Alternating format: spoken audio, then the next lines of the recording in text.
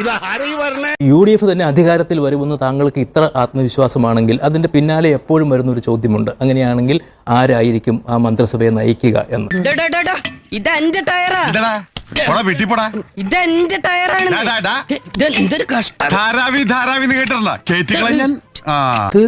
ഭൂരിപക്ഷം കിട്ടിക്കഴിഞ്ഞാൽ ഉടനെ ഞങ്ങൾ മിനിറ്റുകൾക്കകം തീരുമാനിക്കും. ഭൂരിപക്ഷം കിട്ടിക്കഴിഞ്ഞാൽ ഉടനെ ഞങ്ങൾ മിനിറ്റുകൾക്കകം തീരുമാനിക്കും. എത്രയോ നേതാക്കളാണ് ഇപ്പോൾ KC വേണുഗോപാൽ സംഘടനാ ജനറൽ സെക്രട്ടറി, താങ്കൾക്ക് വേണമെങ്കിൽ വരാം. രമേശ് ചെന്നിത്തല അവിടെ നിൽക്കുന്നു, VD സതീശനോട് മൈനസ് ചെയ്തു, കുഴപ്പമില്ല. എന്നിൽ നിന്ന് മൈനസ് ചെയ്തു. ഇപ്പൊ എല്ലാരും പ്ലസ് ആയിട്ട് പറയുന്നത് താങ്കളെയാണ്. ആദ്യത്തെ പ്ലസ് അല്ല, എന്നെ മൈനസ് ചെയ്തോളൂ.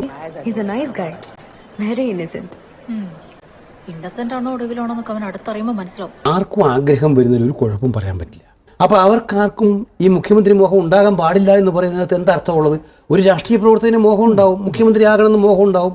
എനിക്കത് മനസ്സിലായടാ.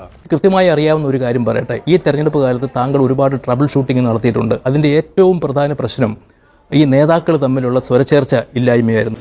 ഇതാടാ യഥാർത്ഥ ജനാധിപത്യം. ഈ താടിയുള്ള അപ്പനെ പേടിക്കൂ എന്ന് പറയുന്നത് പോലെ അധികാരമുള്ള നേതാക്കളോട് ഇങ്ങനെ പറ്റിച്ചേർന്ന് നിൽക്കുന്ന സ്വഭാവം ഈ താഴെക്കടയിലുള്ള നേതാക്കൾക്കും അണികൾക്കും ഒക്കെ ഉണ്ട്. ഇപ്പോൾ ഏറ്റവും കൂടുതൽ MLA-മാരുടെ പിന്തുണ താങ്കൾക്കാണെന്ന് പറയുന്നത് ശരിയാണോ? സംബന്ധിച്ചിടത്തോളം ഞാനത് ഉറപ്പിച്ച് പറഞ്ഞിട്ടുണ്ട് പലയിടത്തായിട്ട്. എനിക്ക് പാർട്ടി എന്ന് പറയുന്ന അല്ലാതെ ഒരു ഗ്രൂപ്പ് ഇല്ല, ഒരു ഗ്രൂപ്പും ഇല്ല.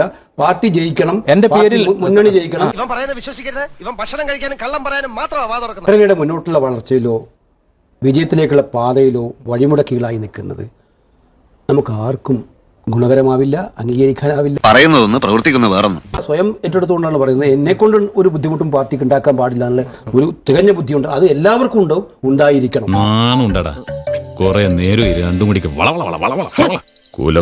അതുകൊണ്ടാണ് എനിക്കൊരു നിരാശ ഉണ്ടാവാൻ പോണില്ല. ഒരു സ്ഥാനത്തിനെ കുറിച്ചും അമിതമായ ആഗ്രഹവും അത്യാർത്ഥിയും എനിക്കില്ല. അല്ലെങ്കിൽ പിള്ളേച്ചൻ നുണ പറയുന്നതായിരിക്കും. സബ്സ്ക്രൈബ് ചെയ്യാമോ?